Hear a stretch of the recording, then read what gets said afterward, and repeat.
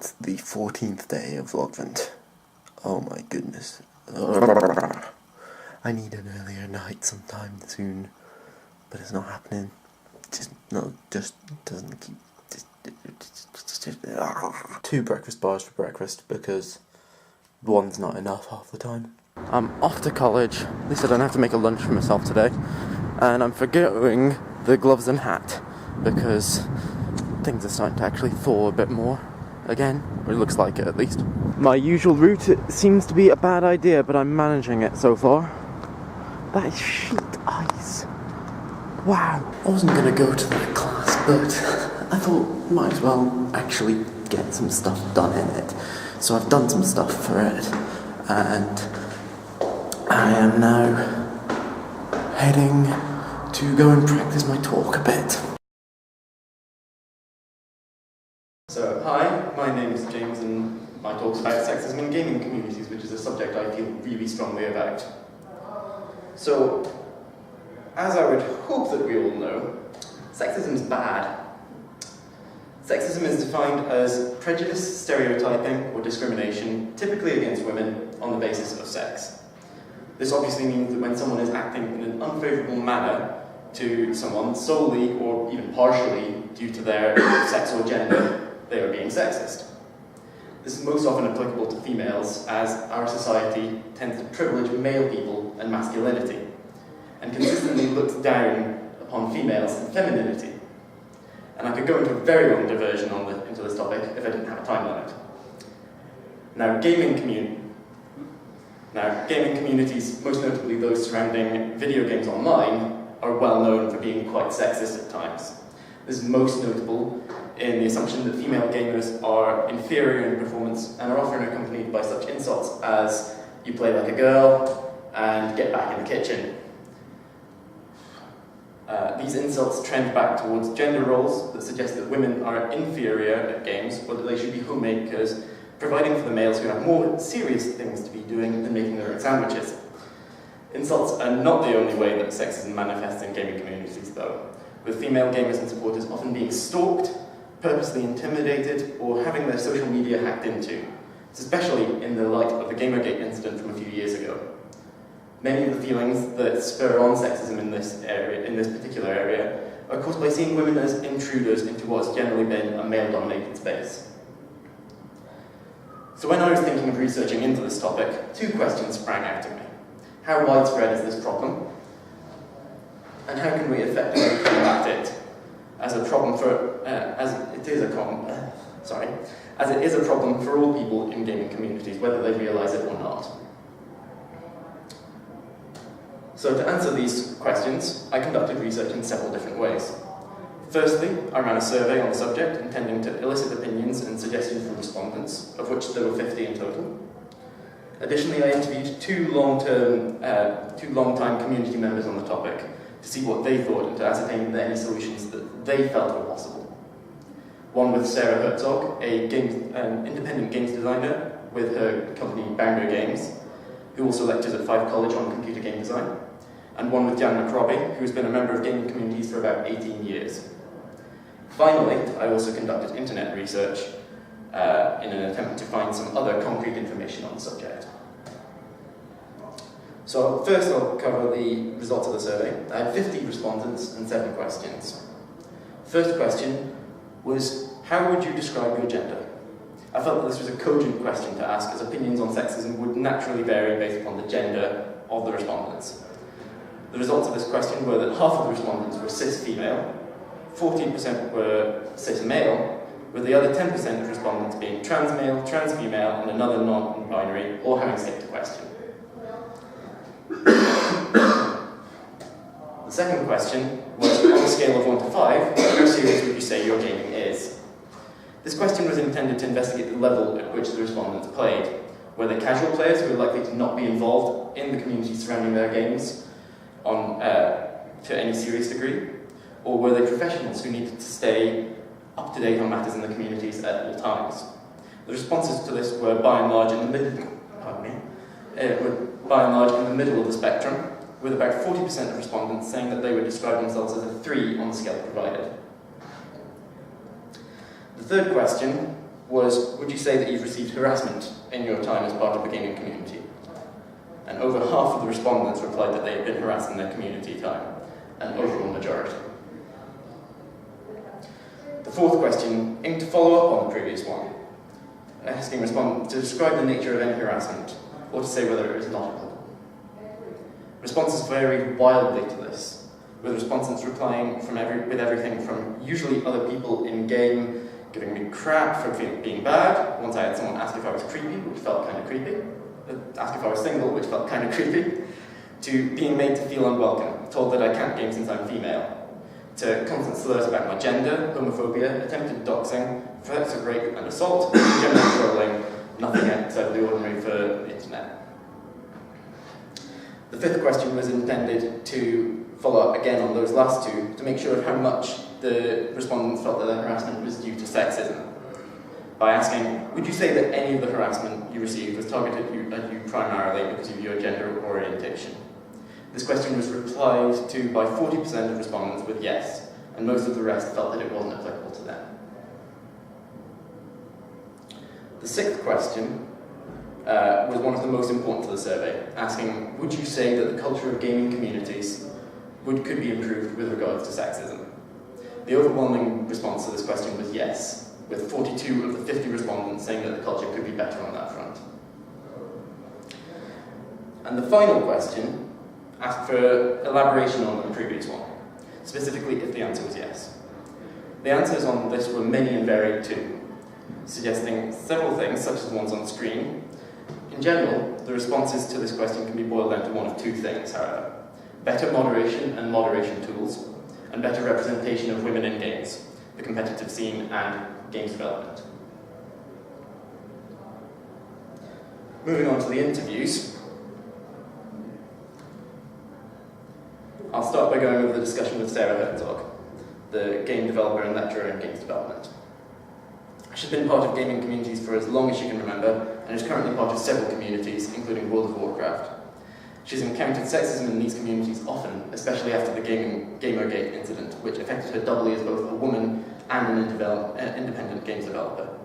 She's aware of several measures that companies are taking to correct the issue, mainly through self-policing, and feels that empowering moderators and improving representation are major steps forward.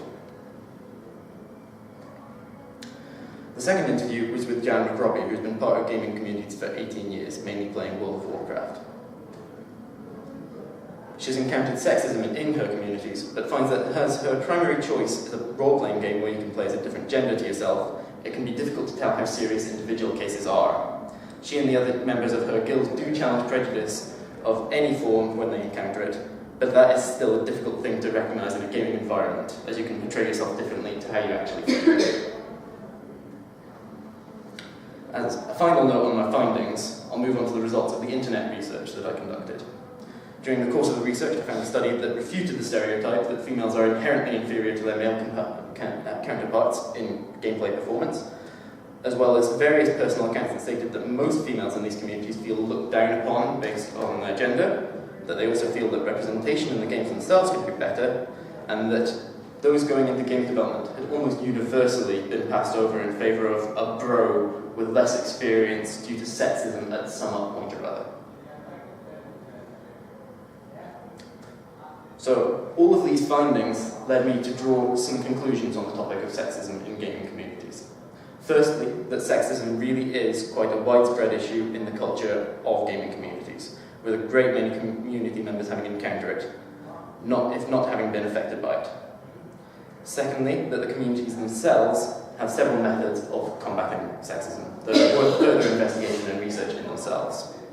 Moderation and tools to that effect are often implemented into the games themselves to begin with. However, many within communities feel that they could be improved upon, causing survey respondents and others to be quite keen for them to be improved. Another point worth bringing up is that representation of women in games and games development is incredibly powerful as a tool for combating sexism and sexist attitude in gaming. These findings suggest that we should all be encouraging women into these fields far more. Finally, an interesting data point is that Jan McRobbie's guild, the Wolfpack, has no sexism of note that she can pinpoint, due to both representation, a widespread of both age and gender being involved, and active player inclusion. This model of gameplay seems like it would be worth further investigation as a method of opposing sexism. Here are all my sources that I used during the investigation, and all that remains is for me to say thank you for listening. And are there any questions? Couple, when you spoke of a gaming guild, could you explain the concept there to me? Because, yes. A guild in gaming is a sort of loose organisation that players have the option to make in mainly MMORPGs, massively multiplayer online role-playing games, where they all band together and quite often just play the game together. So these would be individuals from presumably all over the world? Yeah, they can be all over the world. There's some local ones as well. There's just a great many different ones that different forms that this can take. So it's essentially a group of people that meet up online to play a game? Yes. Okay, gotcha. I was wondering when you spoke of a guild, because I've lots of professions and jobs and of course. I suppose one of the problems which I see with kind of on anything online in problem games also is anonymity. Yes. And anonymity encourages bad behaviour. Several of my survey respondents did actually say about that as well, but I felt that generally the other points were more necessary to put in. I was thinking, how would you feel about for gaming communities that are like anonymity, perhaps? I feel like that could only lead to positive interactions, but maybe not positive interactions, but interactions that hold people more accountable for their actions. Absolutely. Thoughts from other people? When you've sat there for 12 minutes and listened? It was really interesting. It's an interesting topic. I was a bit of a Gamergate, anecdotally. I remember seeing articles at the time, and I never quite understood how I was going to learn about it. Have there been many changes in the past 4 or 5 years? There have been some, but it's very marginal, and you can't really tell without going much deeper into the rabbit hole than I was going into with this investigation. Well, no, that's it. I've got a problem continuing with you at the moment. Yeah, it's good. Well, that went fairly well without practice. Wish I'd managed to get some more practice because I could have actually used it, but heading back to mine for lunch now. Finally handed off my Secret Santa. It's good. I just slid down half of that. Still stayed on my feet, but it was f***ing terrifying. Pardon my French. My usual way in and out. It's just really slidey. Almost went over like twice. Well, I'm going to get on with editing yesterday's video because I haven't done that yet. And then I'm going to do some washing up because I've got lots of dishes to wash up.